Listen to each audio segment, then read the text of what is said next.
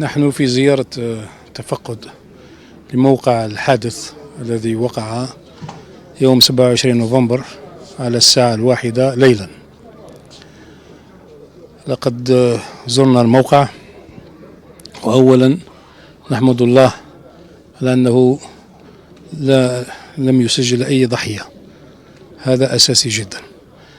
ثانيا، الموقع هو مركب الغاز، تصفية الغاز الرار، الذي هو متكون من 4 سلاسل للإنتاج، ووقع الحادث على مستوى مدخل السلسلة رقم 1، حيث نشب الحريق على الساعة 1 ليلا يوم 27 نوفمبر. ولقد تم السيطرة على الحريق إثر الإنذار الذي أعطي والتعبئة التي كانت في المستوى، حيث كانت تعبئة أولا على مستوى المركب، وثانيا على مركز إدارة الأحداث على مستوى ناحية السطح، والإعانات التي جاءت بعد تفعيل مركز إدارة التكتيكي لإدارة الحوادث على مستوى قطب عين ميناس، حيث كانت المساعدات من جميع الوحدات التابعة لهذا القطب: TFT، ونات، زرزيتين، تيجن تورين، وعين ميناس. ولقد استطاع عمال الأمن الصناعي من التدخل بطريقة جيدة جدا، وقد حاصروا النيران وحيزوها حيث لم تنتشر إلى الوحدات الأخرى، وهذا شيء إيجابي جدا، وأشكرهم على ذلك.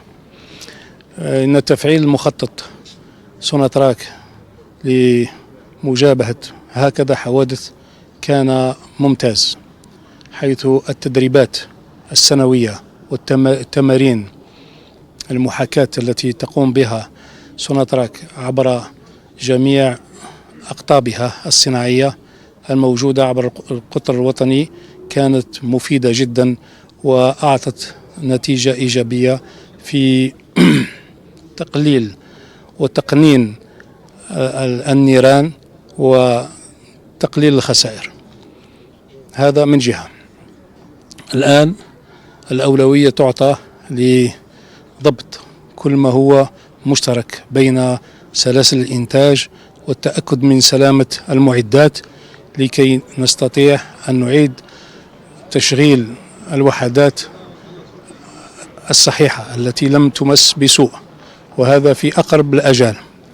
ثانيا، الوحدة التي أصيبت فهي تمثل حوالي 30% فقط من السلسلة المعنية، والضرر لم يفوت 30%، وسنقوم بإعادة تأهيل هذه المعدات في أقرب وقت إن شاء الله، ويعود المركب بأكمله إلى العمل في أقرب الآجال إن شاء الله. أما فيما يخص الإنتاج وإمداد الزبائن على المستوى الوطني وعلى المستوى الدولي، فلم يكن هناك أي تذبذب، حيث قامت الوحدات الأخرى بالمجهودات اللازمة لكي تعوض الغاز الذي ينتج في منطقة السطح، أي أساسا في مكمن الرار، والحمد لله لا يوجد أي تذبذب.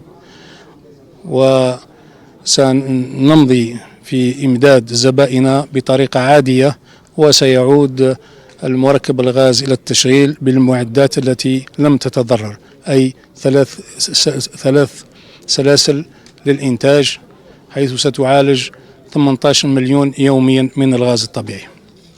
هذا من جهة. من جهة أخرى، أشكر كل المتدخلين وخاصة العمال الأمن الصناعي الذين تدخلوا وحيزوا النار وحاربوها واستطاعوا أن يسيطروا عليها وأن يقللوا من أضرار، والحمد لله. باسكو il y a toujours des exercices puis on a le PAM هذو فريمون ساعدونا في التدخل هذا السريع تاع الحادث اللي وقع لنا هنايا، والحمد لله on a pu sauver les installations تاع 32 33 34 et même وين كان الحادث تقريبا on a pu préserver le deux tiers تاعو. Vous êtes tous mes enfants et je veille، أنا ما نحبش حتى حاجة تقيسكم.